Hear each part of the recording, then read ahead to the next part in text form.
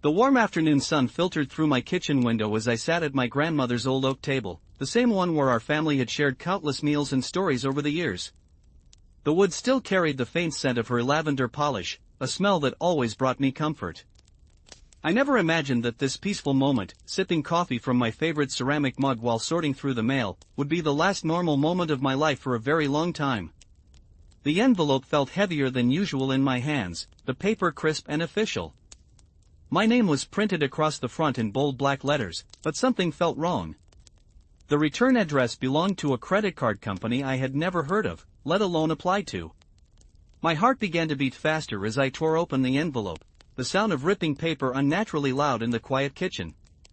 Inside was a statement for a credit card with a balance of $12,437.63.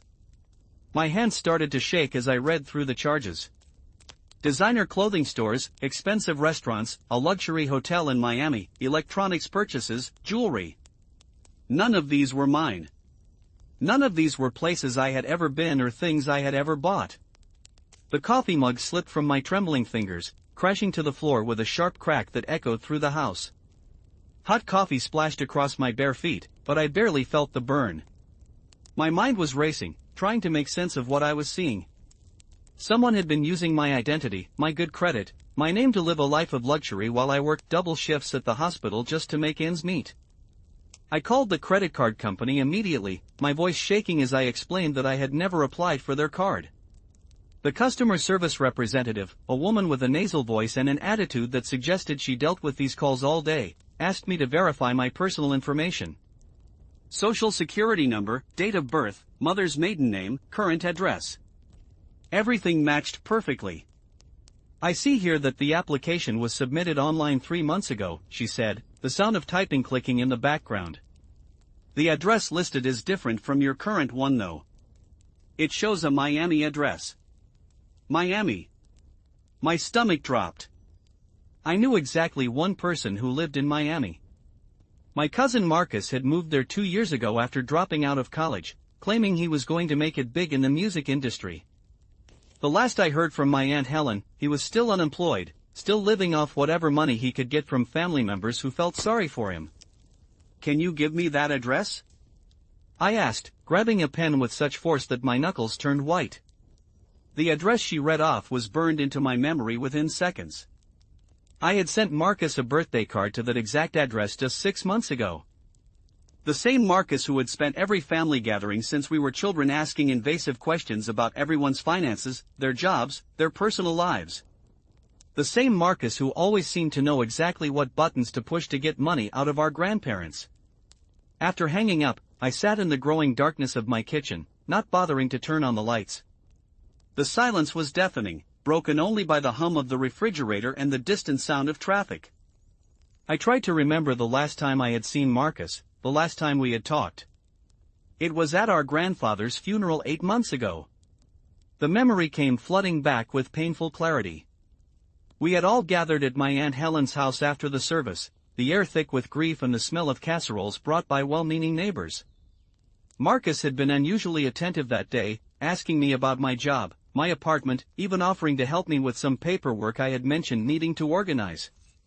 At the time, I thought he was finally growing up, finally showing some family responsibility.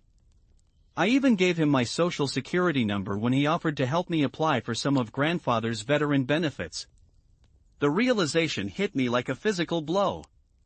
I doubled over in my chair, gasping for air as the full scope of his betrayal became clear. He hadn't been trying to help me. He had been gathering information, collecting the pieces he needed to steal my entire identity. While I was mourning our grandfather, he was planning to rob me blind. Over the next few hours, I discovered the true extent of the damage. 3 more credit cards, a car loan for a vehicle I had never seen, a lease on an expensive apartment in South Beach, even a cell phone plan with the latest model phone. The total debt in my name was over $68,000. $68,000 that I would be responsible for unless I could prove I was a victim of identity theft. I called my Aunt Helen with shaking hands, the phone feeling impossibly heavy as I dialed her number. She answered on the 3rd ring, her voice bright and cheerful, completely unaware that her son had destroyed my life. "Oh, honey, how wonderful to hear from you," she said, and I could hear the smile in her voice. "I was just thinking about you today. Marcus mentioned he had been talking to you about some business opportunities." Business opportunities. My blood ran cold. "Aunt Helen, I need to ask you something, and I need you to be completely honest with me. Has Marcus been spending a lot of money lately? New clothes, going out to expensive places?" There was a long pause on the other end of the line. I could hear her breathing, could almost feel her mind working through the implications of my question. When she finally spoke, her voice was smaller, uncertain. "Well, yes, actually. He told me he got a new job, something in marketing. He's been taking me out to these lovely restaurants, bought me a beautiful necklace for my birthday. He even offered to help pay for my car repairs last month." She paused again. "Why are you asking?" The words stuck in my throat like broken glass. How do you tell a mother that her son is a criminal? How do you destroy someone's faith in their child with a single conversation? But I had no choice. The evidence was overwhelming, and I couldn't protect her from the truth any longer. "Aunt Helen, Marcus has been using my identity to get credit cards and loans. He's stolen my personal information and has been living off credit in my name. The debt is almost $70,000. The silence that followed was the most awful sound I had ever heard. It stretched on for what felt like hours, filled with the weight of a mother's heartbreaking. When she finally spoke, her voice was barely a whisper. "That's impossible. Marcus wouldn't do that. He's had some problems, yes, but he would never steal from family. Especially not from you. You two were so close as children." The mention of our childhood friendship felt like salt in an open wound. Marcus and I had been inseparable growing up. He was only 2 years older than me, and during family gatherings, we would disappear for hours, building forts in the woods behind my grandparents' house or creating elaborate treasure hunts for the younger cousins. He had been my protector, my confidant, my partner in crime for harmless childhood mischief. I remembered the summer when I was 12 and he was 14. Our families had rented a beach house together, and Marcus had spent weeks teaching me how to surf. He was so patient, standing in the shallow water with me for hours, holding the board steady while I found my balance. When I finally caught my first wave, he cheered louder than anyone else on the beach. That night, we sat on the deck eating ice cream and talking about our dreams for the future. He wanted to be a famous musician, and I wanted to be a doctor. We promised each other that no matter what happened, we would always be there for each other. The boy who had made that promise was gone, replaced by someone I didn't recognize. Someone capable of such calculated betrayal that it took my breath away. I have the statements right here, Aunt Helen. I have his address in Miami, the same address you've been sending him money. I have dates and amounts and locations. I wish this wasn't true, but it is. I could hear her crying now, soft sobs that made my own eyes fill with tears. Helen had always been my favorite aunt. She was the one who remembered everyone's birthdays, who sent care packages when I was in college, who called just to check in and see how I was doing. She didn't deserve this pain, and I hated that I was the one delivering it. "What are you going to do?" she asked, her voice thick with tears. "I have to report it to the police. I have to file charges for identity theft. I don't have a choice, Aunt Helen. This debt could ruin my life.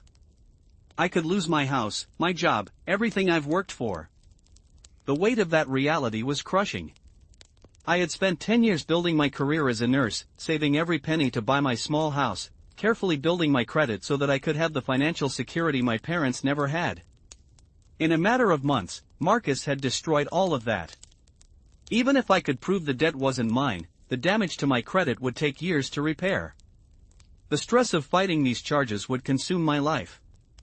After I hung up with Helen, I sat in my darkened kitchen and let myself cry for the first time since this nightmare began. Deep, ugly sobs that came from somewhere so deep inside me that I didn't know it existed. I cried for the loss of trust, for the destruction of family bonds that had seemed unbreakable. I cried for the cousin I had loved, who apparently had never existed at all. The next morning, I drove to the police station with a folder full of evidence. The detective assigned to my case was a middle-aged woman named Sarah Rodriguez, with kind eyes and calloused hands that suggested she had seen enough of humanity's worst impulses to understand exactly what I was going through. Identity theft cases like this are becoming more and more common, she said as she reviewed my paperwork. Especially when it involves family members. They have access to personal information that strangers would never be able to get. She explained the process to me in detail. They would need to contact the credit card companies, gather surveillance footage from the stores where the purchases were made, track down the fraudulent applications. It would take months, possibly years, to build a case strong enough to prosecute. In the meantime, I would have to fight each charge individually, proving over and over again that I was the victim. I have to warn you, Detective Rodriguez said, her voice gentle but firm, family cases like this are complicated. Even when we have overwhelming evidence, sometimes families pressure the victim to drop the charges. They worry about the impact on the family unit, about what it means to send a relative to prison. The thought of Marcus in prison made my stomach turn, but not for the reason she was probably expecting. It wasn't because I still felt protective of him. It was because I realized that some part of me wanted him to suffer the way he had made me suffer. That realization frightened me more than anything else about this situation. Over the next few weeks, I had to relive the betrayal over and over again. Every phone call with a credit card company, every form I filled out, every conversation with a bank representative forced me to tell the story again. Each time, I had to explain how someone I had trusted, someone I had loved like a brother, had systematically destroyed my financial life. The credit card companies were surprisingly unsympathetic. Several representatives suggested that I must have given him permission to use my information, that family financial arrangements were common and not their problem. One particularly callous customer service agent actually laughed when I explained that my cousin had stolen my identity. Family drama, he said dismissively. Happens all the time. Maybe you should have been more careful about who you trusted. Those words haunted me for days. Had I been naive? Had there been signs I should have seen?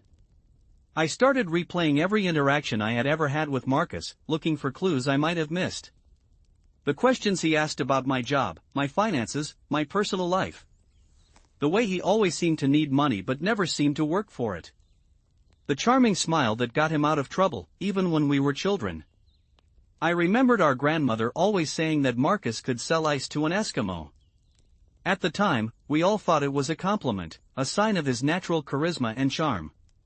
Now I realized it was a warning. Marcus had always been a manipulator, and I had been too blind to see it. The worst part was the way the rest of the family reacted when the news spread. My Aunt Helen had apparently told Marcus about my accusations, and within days, I was receiving angry phone calls from relatives I hadn't heard from in years. My Uncle Robert, Marcus's father, called me at 11 o'clock on a Tuesday night, his voice slurred with alcohol and rage. "How dare you accuse my son of being a criminal," he shouted into the phone. "Marcus told me all about your business arrangement. You gave him permission to use your credit, and now you're trying to back out because you're having money problems. Business arrangement."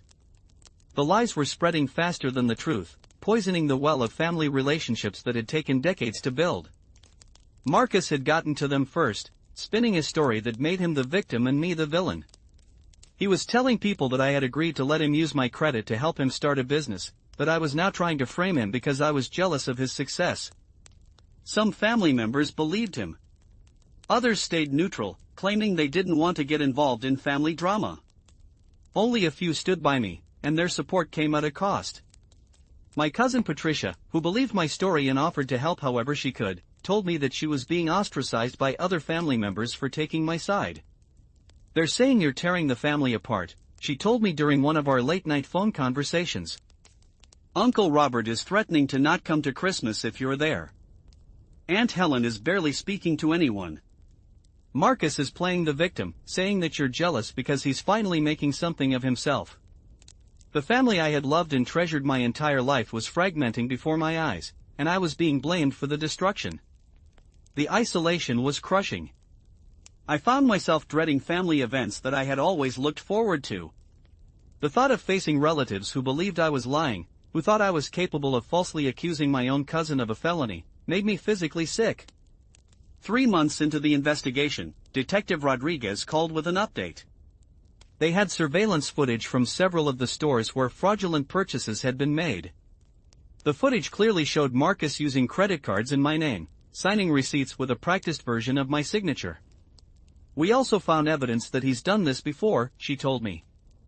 We've identified at least 2 other family members whose identities he's used for smaller amounts. They never reported it because he paid them back before they noticed. The pattern was becoming clear. Marcus had been running this scam for years, starting small with relatives who wouldn't fight back, learning the system, perfecting his technique. I had been his biggest score, the target he had been working toward all along.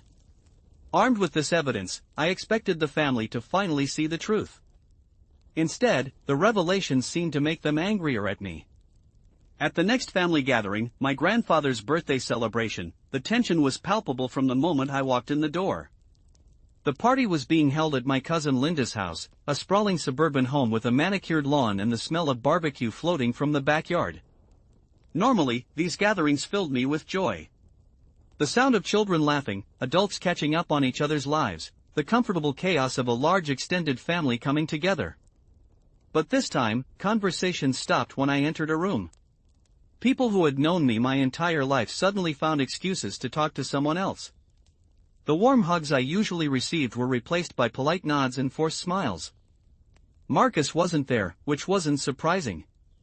According to Detective Rodriguez, he was still in Miami, and there was now a warrant out for his arrest. But his absence somehow made everything worse. It was like being haunted by a ghost, feeling his influence in every awkward interaction, every whispered conversation that stopped when I got too close. I found my Aunt Helen sitting alone on the back porch, staring out at the garden with tears in her eyes. She looked like she had aged 10 years in the past few months. Her usually perfect hair was gray at the roots, and her clothes hung loose on her diminished frame. "Aunt Helen," I said softly, sitting down beside her on the wooden bench. "How are you holding up?" She turned to look at me, and I was shocked by the pain in her eyes. "I don't know what to believe anymore," she whispered. The detective showed me the video footage. "It's clearly Marcus, using your credit cards, signing your name. But he calls me every day, crying, telling me that you two had an agreement, that you're lying to the police to get out of paying the debt." The manipulation was breathtaking in its audacity. Even faced with irrefutable evidence, Marcus was still trying to control the narrative, still playing the victim. And it was working. I could see the doubt in Helen's eyes, the desperate hope that her son wasn't the monster the evidence suggested he was. "There was never any agreement," I said, taking her hand in mine. "I would never have agreed to take on that kind of debt, Helen. You know me. You know how careful I am with money." She squeezed my hand, but she didn't look convinced. "I keep thinking about when you were children," she said. "You two were so close. You shared everything. Maybe there was some misunderstanding. Maybe he thought you wouldn't mind." The rationalization was heartbreaking. A mother's love trying to find any explanation that didn't require her to accept that her child was a criminal. I wanted to comfort her, to find some way to make this easier, but there was no gentle way to deliver the truth. "He didn't think I wouldn't mind," I said quietly. "He counted on me not finding out." This wasn't a misunderstanding or a mistake. This was calculated fraud that could have destroyed my entire life. Before Helen could respond, my Uncle Robert appeared in the doorway, his face red with anger and alcohol. "There she is," he said loudly, drawing the attention of everyone in the backyard. "The family member who's trying to send her own cousin to prison over a business dispute." The entire party went silent. 20+ relatives turned to stare at us, their faces a mixture of curiosity, embarrassment, and judgment. I felt heat rise in my cheeks, a combination of anger and humiliation that made my hands shake. "It's not a business dispute, Uncle Robert," I said, standing up to face him. "It's identity theft. It's fraud. It's a felony that could have ruined my life." "That's not what Marcus says," Robert shot back, stumbling slightly as he stepped onto the porch. "He says you two had a deal. He says you're just mad because he's doing better than you are." The accusation was so absurd, so far from reality, that I almost laughed. Marcus was doing better than me? Marcus, who was unemployed and living off stolen credit. Marcus, who was currently hiding from the police. Robert, that's enough, my grandfather said, appearing behind his son with the authority that only the family patriarch could command. At 82, Grandpa was still a formidable presence, tall and straight-backed despite his age. This is my birthday party, not a courtroom. But the damage was done. The confrontation had crystallized the family divide, forcing everyone to choose sides in a conflict that shouldn't have been a conflict at all. The evidence was clear, the crime was obvious, but family loyalty was more complicated than facts. As the party continued around us, I found myself standing alone by the dessert table, watching my relatives laugh and talk as if nothing had happened.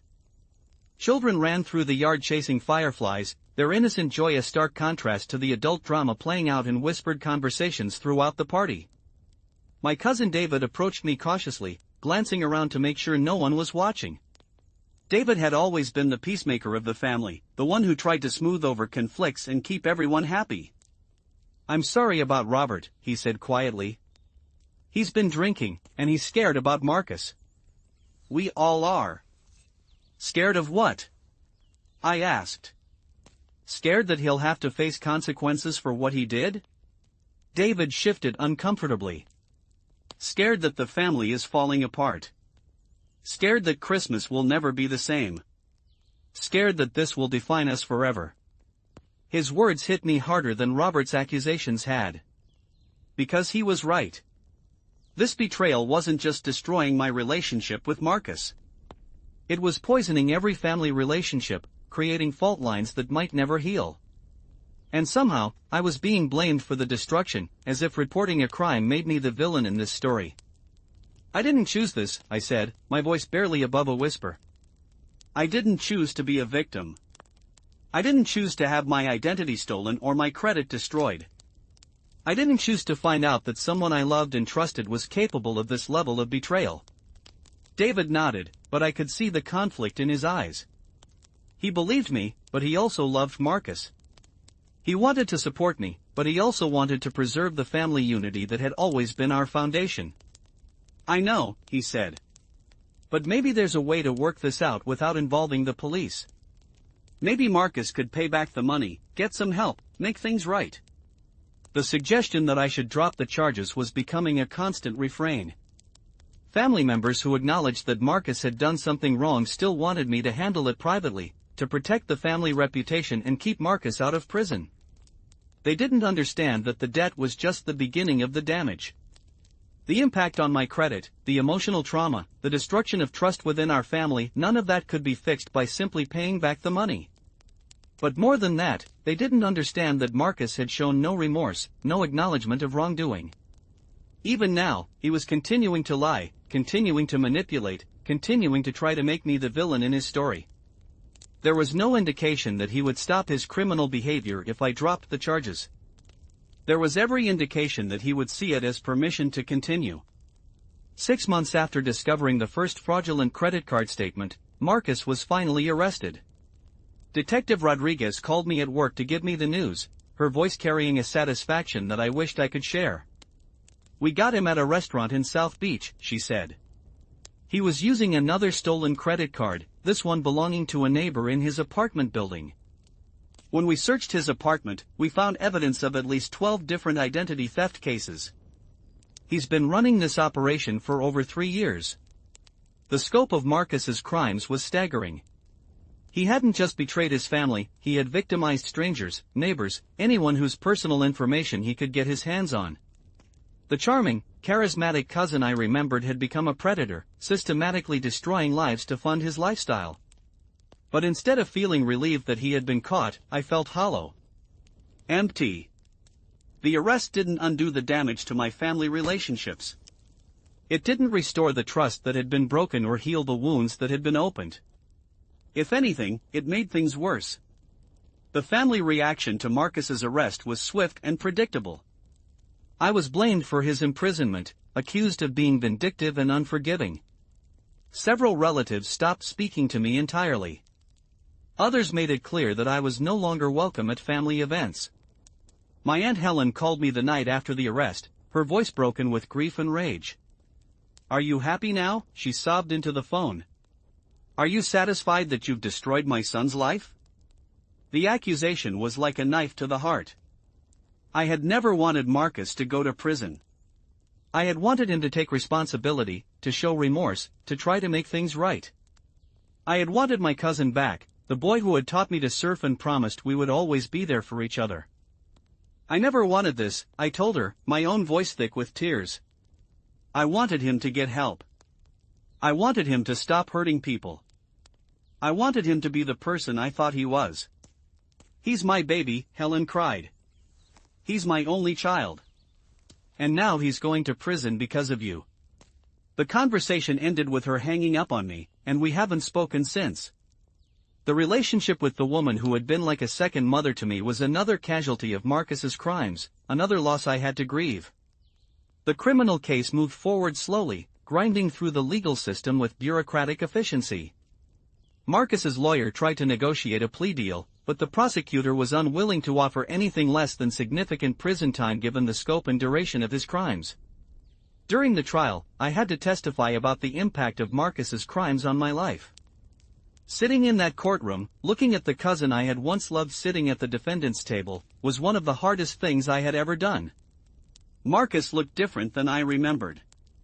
Thinner, older, with hollow eyes that avoided mine throughout my testimony. He wore an expensive suit that I realized he had probably bought with stolen money, and his hair was styled in a way that suggested he was still more concerned with his image than with the lives he had destroyed. When I took the stand, I had to read a victim impact statement that detailed not just the financial damage Marcus had done, but the emotional trauma as well. I talked about the sleepless nights, the anxiety attacks, the way I now questioned every relationship and doubted my own judgment. "The hardest part," I said, looking directly at Marcus for the first time since entering the courtroom, "is not just that someone stole from me. It's that someone I loved and trusted betrayed me in the most calculated way possible." The defendant didn't just steal my money. He stole my sense of safety, my ability to trust, and my connection to my family. Marcus showed no emotion during my testimony.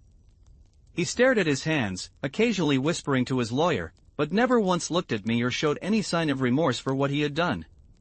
The trial lasted 3 days, and the jury deliberated for less than 2 hours before returning a guilty verdict on all counts.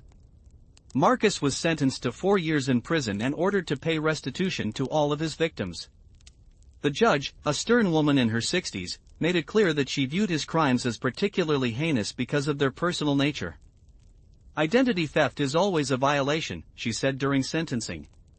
"But when the perpetrator is a family member, someone trusted with access to personal information, the crime becomes even more despicable." The defendant didn't just steal money. He stole trust, security, and peace of mind from people who loved him. As Marcus was led away in handcuffs, I felt no satisfaction, no sense of justice served. I felt only sadness for the boy he had been and the man he had become. I felt grief for the relationship we had lost and the family bonds that had been severed.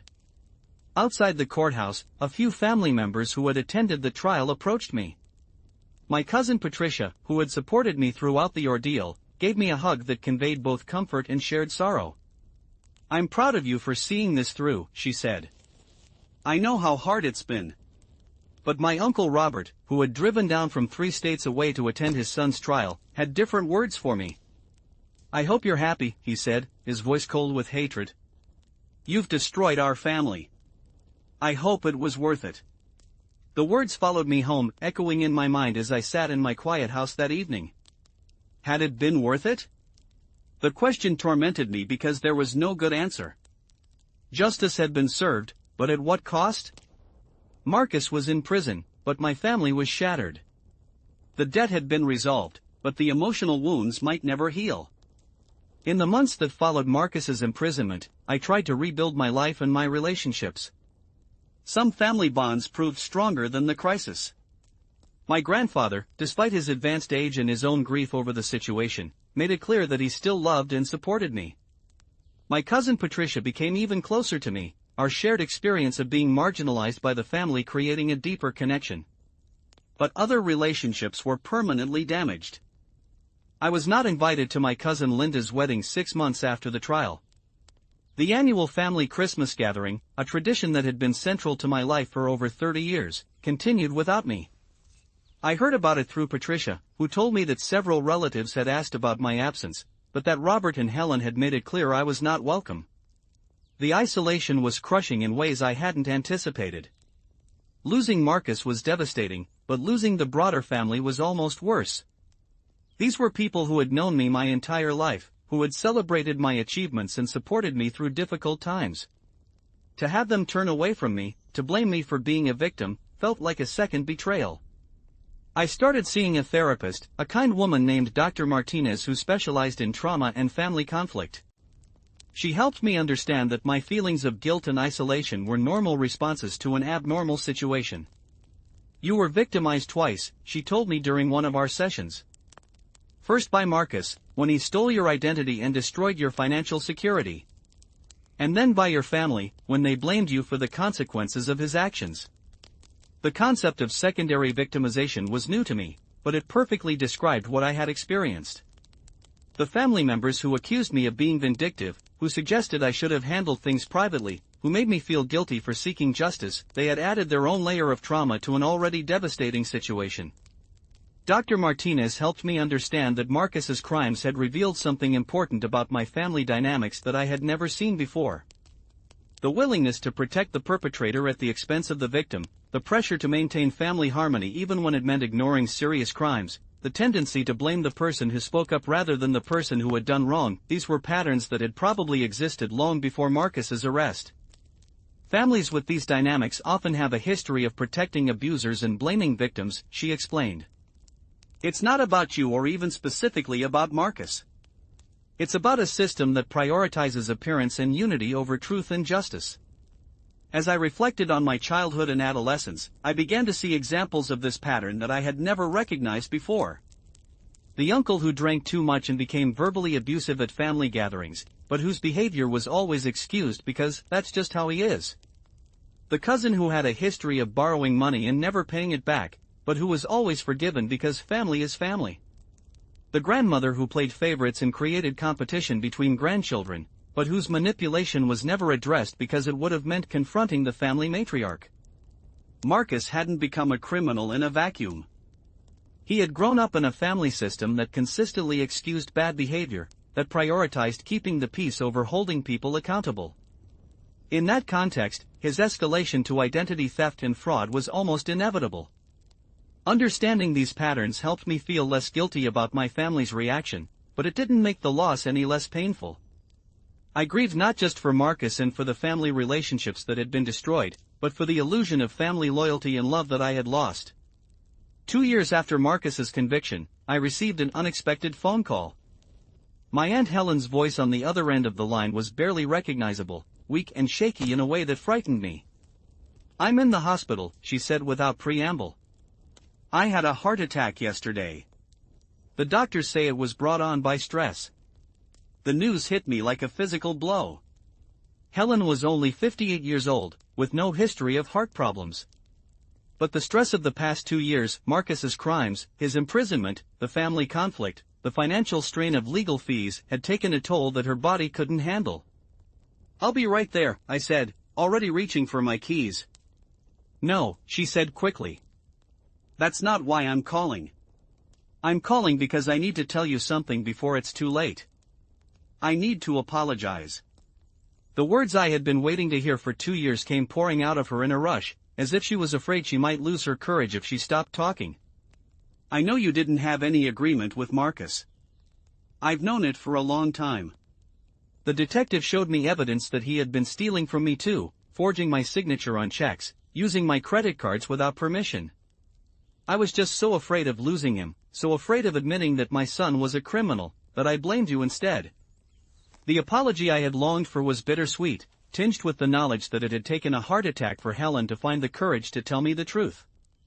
But it was also a gift, a recognition that my pain and trauma were valid, that I had been right to seek justice. "I forgive you," I told her, meaning it completely.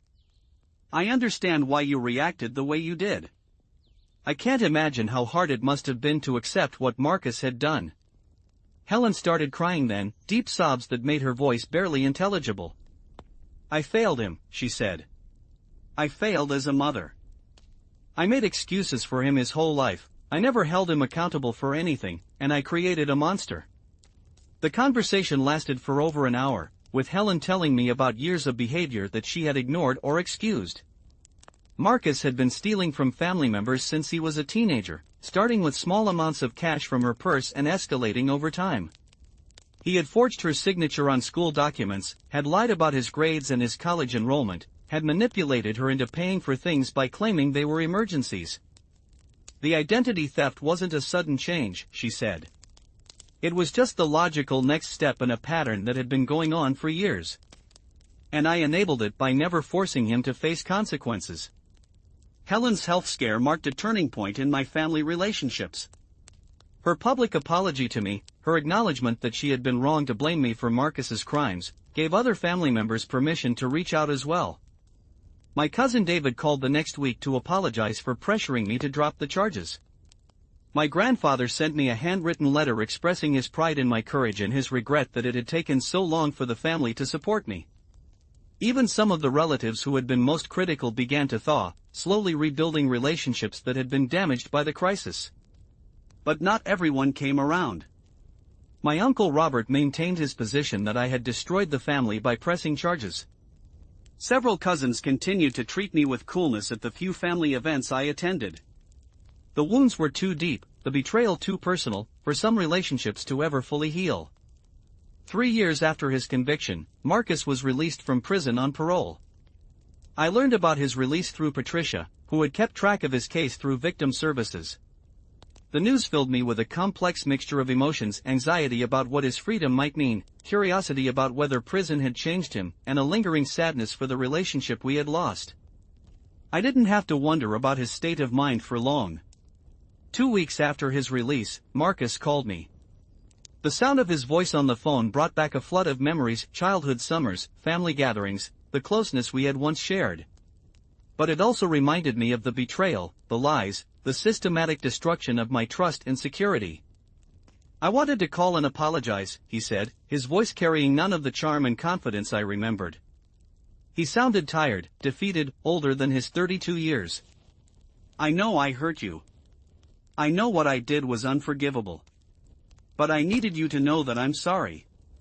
The apology I had wanted for so long was finally being offered, but it felt hollow, inadequate to the scope of the damage he had done. How do you apologize for destroying someone's financial security, for betraying family trust, for causing pain that rippled through an entire extended family? I've been in therapy, he continued when I didn't respond. I'm trying to understand why I did what I did, trying to figure out how to make amends. I know I can't undo the damage, but I want to try to make things right. Part of me wanted to hang up, to refuse to engage with him at all. But another part of me, the part that remembered the boy who had taught me to surf and promised we would always be there for each other, wanted to hear what he had to say. Why? I asked finally. Why did you do it? And don't give me some excuse about being desperate or needing the money. You had choices, Marcus. You chose to betray me. There was a long silence on the other end of the line. When he finally spoke, his voice was barely above a whisper. Because I could, he said. Because you trusted me completely, and that trust gave me power over you. And I was so messed up, so angry at the world, that I used that power to hurt you instead of protecting it. The honesty was startling and painful. He wasn't making excuses or trying to justify his actions. He was acknowledging the coldness, the calculation, the deliberate nature of his betrayal. I was jealous of you, he continued. You had your life together. You had a career, a house, good credit, respect from the family. I had nothing. I was a failure at everything I tried, and instead of working to build something for myself, I decided to tear down what you had built. The revelation was devastating in its honesty. Marcus hadn't stolen from me because he was desperate or because he had made a mistake in judgment. He had stolen from me because he was envious of my success and wanted to destroy it. The cruelty of that motivation was almost harder to bear than the financial damage he had caused. I don't expect you to forgive me, he said. I don't deserve your forgiveness. But I needed you to know that I understand what I did, and I'm trying to become someone who would never do it again. The conversation ended without resolution, without reconciliation, without the healing closure that movies and books promise. Marcus was sorry, but sorry didn't undo the damage. He understood what he had done, but understanding didn't restore the trust he had destroyed. In the months that followed, Marcus made genuine efforts to rebuild his life. He got a job in construction, started paying restitution to his victims, continued with therapy and addiction counseling. Helen told me about his progress during our now regular phone calls, her voice cautiously hopeful but realistic about the long road ahead of him. But while Marcus was rebuilding his life, I was still dealing with the aftermath of his crimes. The financial damage had been resolved, but the emotional and psychological effects lingered. I found myself constantly suspicious of people's motives, unable to trust even innocent gestures of friendship or kindness. The therapist called it hypervigilance, a common response to betrayal trauma. The family relationships remained complicated.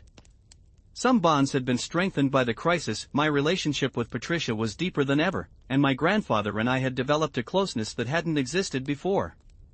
But others were permanently changed. The easy trust and unconditional love that had characterized family gatherings was gone, replaced by a more cautious, conditional acceptance.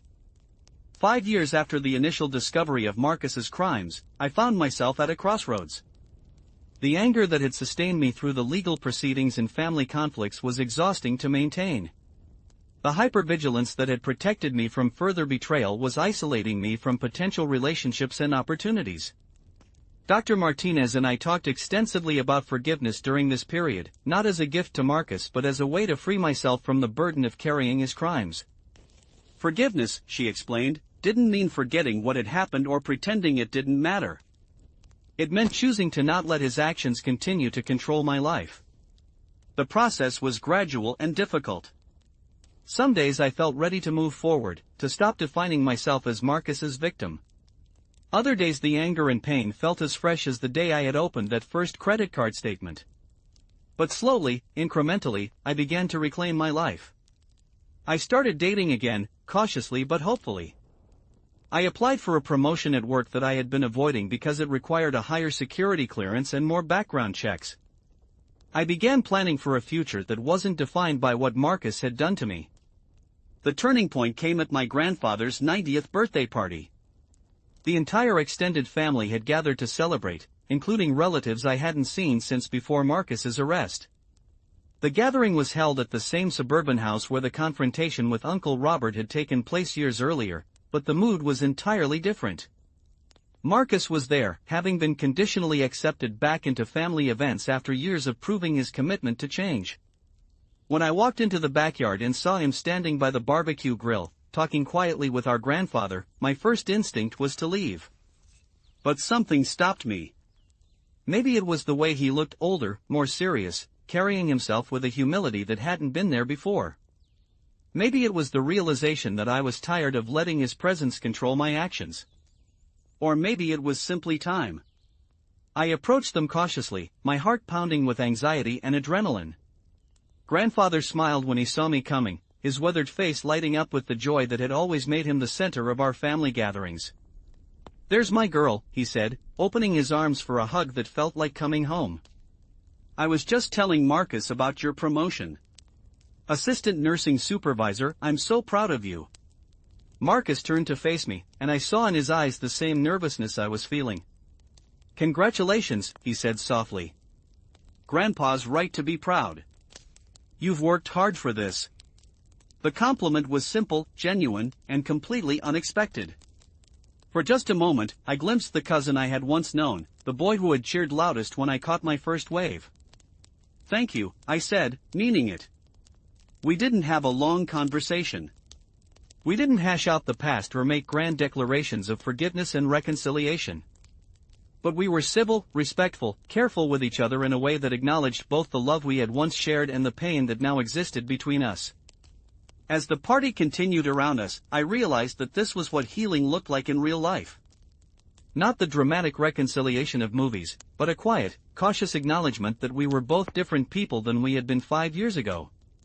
That what Marcus had done could never be undone, but that it also didn't have to define every moment of the rest of our lives. The family dynamics had shifted permanently. The easy trust was gone, replaced by a more mature understanding of human complexity. People were more careful with personal information, more aware of the potential for betrayal. But paradoxically, many relationships had deepened. The crisis had forced us to examine what really mattered, to distinguish between genuine love and mere habit. Helen and I had developed a closer relationship than we had ever had before, built on honesty and mutual support rather than assumptions about family loyalty. Patricia and I had become not just cousins but genuine friends, bonded by our shared experience of being marginalized for telling the truth. Even my relationship with my grandfather had evolved, his pride in my courage creating a new foundation for our connection. Today, 7 years after I opened that first credit card statement, I can say that I have genuinely moved forward from Marcus's betrayal. Not past it, the experience will always be part of my story, but through it to a place where it no longer controls my daily life. Marcus and I are not close. We probably never will be again.